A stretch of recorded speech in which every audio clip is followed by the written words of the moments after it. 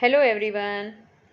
आज हम 6th class की सामाजिक विज्ञान विषय की कार्य पुस्तिका पृथ्वी हमारा आवास में अध्याय 1 सौरमंडल में पृथ्वी में दिए गए प्रश्नों को अच्छे से हल करना सीखेंगे। सभी बच्चे वीडियो को शुरू से लेकर अंत तक पूरी देखें। चैनल पर नए हैं तो चैनल को सब्सक्राइब भी करें। वीडियो अच्छी लगती है तो लाइक ज़रूर करें। तो यहाँ पर देखिए अध्याय 1 सौरमंडल में पृथ्वी, और यहाँ पर देखिए एक बार इसमें दिया है क्रियाकलाप 1, और इसमें है बच्चों गर्मियों में रात को खुले में सोते हुए आकाश को देखने में तुम सबको बहुत मज़ा आता होगा। आओ कुछ दिन तक हम आकाश का अवलोकन करें। तो यहाँ पर देखिए ये कुछ आकाशीय पिंड यहाँ पर दिखाए गए हैं। ये आकाश का ही चित्र दिया गया है, दिखाया गया है। इसमें आकाशीय पिंड है, और यहाँ पर नीचे जब हम देखते हैं क्रियाकलाप 1 में, तो इसके अंदर है आकाश में रात्रि में क्या देखा। यहाँ पर दिया है आकाशीय पिंड का नाम, जैसे कि तारे हैं, आकृति कैसी है, वो धुंधले नज़र आते हैं, आकार कैसा है, उनका गोल आकार है, चमक थोड़ी कम होती है, संख्या में ये अनगिनत होते हैं, और स्थिति और समय है कि ये रात में दिखाई देते हैं। चंद्रमा है वो गोल आकृति में है, इनका आकार जो है चंद्रमा का असमान होता है, यानी घटता बढ़ता रहता है। चमक जो है वो ज़्यादा होती है तारों से, तारों की कम होती है। संख्या में ये 1 होता है, और इसमें ये रात में ही दिखाई देता है। इसी तरह से यहाँ है ध्रुव तारा, और इनकी आकृति ध्रुव तारा की है, तारों जैसी ही आकृति है, और आकार है तारों का, चमक तारों की तरह ही कम है, और संख्या इनकी 1 है, और समय ये रात में दिखाई देता है। अब आगे है यहाँ पर कि अवलोकन के आधार पर निम्न प्रश्नों के उत्तर दो। इसमें सूर्य और चंद्रमा में क्या अंतर है। तो इसमें हम लिखेंगे कि सूरज एक तारा है जिसकी अपनी रोशनी होती है, जबकि चंद्रमा उपग्रह है जो सूर्य के प्रकाश से चमकता है। यहाँ पर सूर्य में बड़े उल स के साथ जो बड़ा उल लिख लेना। आगे है यहाँ पर कि क्या चंद्रमा रोज एक जैसे आकार का दिखाई देता है। चंद्रमा पृथ्वी के चारों ओर चक्कर लगाने के कारण प्रतिदिन अपना आकार बदलता है, इसलिए चंद्रमा दिखाई नहीं देता है, एक आकार का दिखाई नहीं देता है। अब आगे है यहाँ पर क्वेश्चन कि तुमने चंद्रमा के जो आकार देखे हैं उनके चित्र बनाओ। तो यहाँ पर चंद्रमा के आकार के चित्र बनाने हैं बच्चों। तो चंद्रमा के जो आकार हैं वो आपने भी रात को देखते भी होंगे बच्चों, नहीं देखा है तो आप देख भी लेना। तो इस तरह के आकार का हो गया, कभी हमें इस तरह का आकार दिखाई देता है, कभी ऐसा आकार दिखाई देता है, कभी बिल्कुल गोल दिखाई देता है, कभी इस तरह का आकार का दिखाई देता है। ठीक है, तो ये चंद्रमा के जो है वो आकार जो है वो अलग अलग है, घटते बढ़ते रहते हैं। अब आगे इसी क्वेश्चन का यहाँ पे इसी तरह से घ पार्ट है कि तारों के बारे में तुमने जो भी अवलोकन किया है लिखो, जैसे उसकी दूरी है, चमक, संख्या है, चमक है, आकार, समूह आदि के बारे में। तो इसमें है कि तारों की पृथ्वी से दूरी अधिक होने के कारण छोटे दिखाई देते हैं, इनकी संख्या अनगिनत है। 7 तारों का समूह सप्तऋषि कहलाता है, इनका आकार छोटा होता है, इनका खुद का प्रकाश होता है। आगे है सोचो, आपस में चर्चा करो और बताओ। इसमें बताना है कि कई तारे हमारे सूर्य से बड़े हैं फिर भी छोटे क्यों दिखाई देते हैं। क्योंकि इनकी दूरी सूर्य से बहुत अधिक है, और जो तारा जितना अधिक दूर होगा वह उतना ही छोटा दिखाई देगा। तारे आकाश में ही है फिर भी दिन में क्यों नहीं दिखाई देते। तो इसमें कि तारे हमारी पृथ्वी से लाखों प्रकाश वर्ष दूर हैं।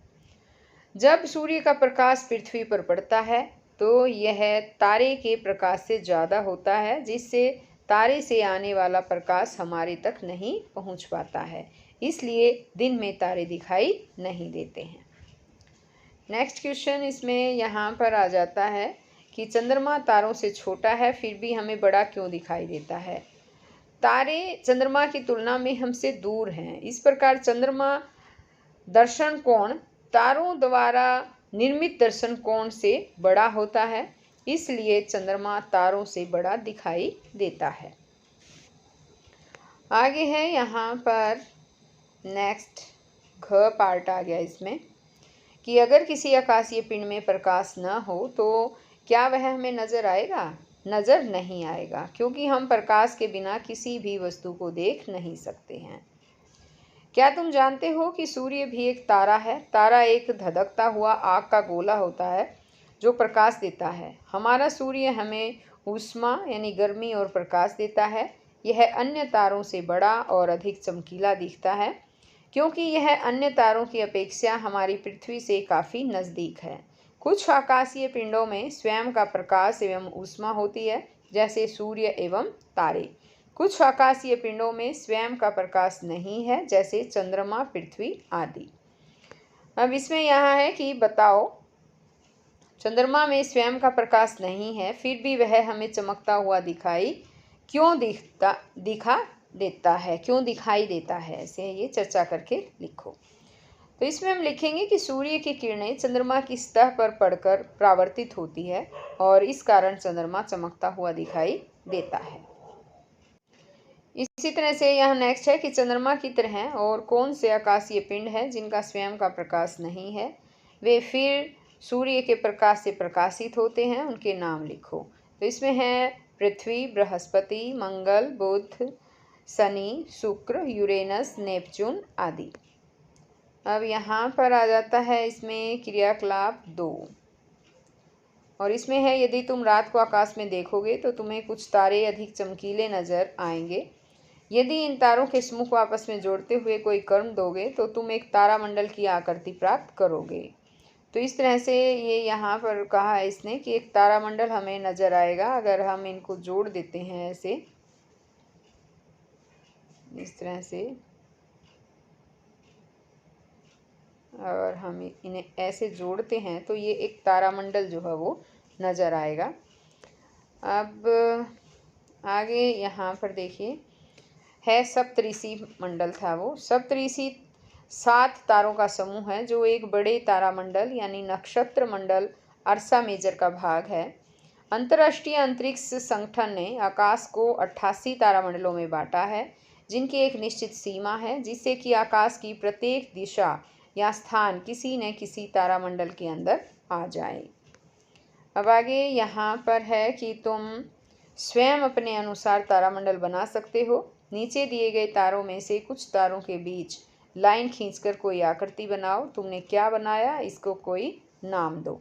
तो यहाँ पर देखिए जैसे ये बना रखा है, इसी तरह से हमें इनके बीच लाइन खींचकर हमें जो है ये तारा कुछ आकृति बनानी है, चाहे वो कैसी भी आकृति हो, ऐसे कुछ आकृति बनानी है और उसका फिर आपको नाम भी देना है कि ये आकृति कैसी नज़र आ रही है, किस तरह की है। ठीक है, तो इस तरह से आपको बनाना है और उसका नाम भी देना है। आगे आ जाता है यहाँ क्रियाकलाप 3 कि दिखाया गया चित्र किसका है, नाम लिखो। तो यहाँ पर देखिए ये चित्र दिया गया है और ये सौरमंडल का चित्र है। इसमें ये सभी ग्रह जो है वो दिखाए गए हैं और ये सौरमंडल नीचे लिख भी रखा है। आगे यहाँ पर आ जाता है इसमें क्वेश्चन कि सूर्य से दूरी के अनुसार विभिन्न ग्रहों के नाम लिखो। तो उसमें है बुध, शुक्र, पृथ्वी, मंगल, बृहस्पति, शनि, यूरेनस, नेपच्यून। ये सूर्य से दूरी के अनुसार ग्रह है। अब आगे है सौरमंडल का चित्र देखकर लिखो। सूर्य के सबसे नज़दीकी ग्रह का नाम क्या है, बुध। सौरमंडल में सबसे बड़े ग्रह का नाम क्या है, बृहस्पति। अब आगे है इसी तरह से क्वेश्चन कि पृथ्वी के इर्द गिर्द स्थित ग्रह कौन से हैं, शुक्र और मंगल। उस ग्रह का नाम लिखो जिसके चारों ओर छल्ले बने हैं, शनि ग्रह। हमारे सौरमंडल का कौन सा ग्रह तुम्हें सबसे अलग लगा और क्यों? तो इसमें आएगा शनि ग्रह, क्योंकि इसके चारों ओर छल्ले बने हैं। तो शनि ग्रह जो है वो सबसे अलग ग्रह है। अब इसी तरह से यहाँ पर है आगे कि कुछ ग्रहों के उपग्रह होते हैं। उपग्रह छोटे आकाशीय पिंड होते हैं जो ग्रहों के चारों ओर चक्कर लगाते हैं। क्रियाकलाप 4 पृथ्वी का उपग्रह कौन सा है, नाम लिखो। तो वो है चंद्रमा। इसी तरह से अब यहाँ पर आ जाता है ख पार्ट, और इसमें है क्या हमारे सौर मंडल के और भी ऐसे ग्रह हैं जिनके उपग्रह हैं, उन ग्रहों के नाम लिखो और बताओ उनके कितने उपग्रह हैं। तो देखिए बृहस्पति ग्रह हैं, इनका जो है ग्रह का नाम लिखना है। इनका उपग्रह चंद्रमा है और उपग्रहों की संख्या है इसमें 67। इसी तरह से शनि है और इनके उपग्रह जो हैं वो 62। यूरेनस हैं वो हैं 27 उपग्रह की संख्या। नेपच्यून है, इनके उपग्रह की संख्या है 14 है। अब इसी तरह से अब यहाँ पर जैसे आगे है आकाशीय पिंड एवं दी गई विशेषताओं का मिलान करो। तो यहाँ पर सूर्य है, सौरमंडल का मुखिया होता है। पृथ्वी, इसको नीला ग्रह भी कहते हैं। चंद्रमा ये पृथ्वी का उपग्रह है। उल्कापिंड जो है ये सूर्य के चारों ओर चक्कर लगाने वाले पत्थरों के छोटे टुकड़े यहाँ आएगा। और ये आकाशगंगा है, ये आ जाएगा लाखों तारों का समूह, यहाँ पर नीचे है। ब्रह्मांड है, ये है लाखों आकाशगंगा का समूह।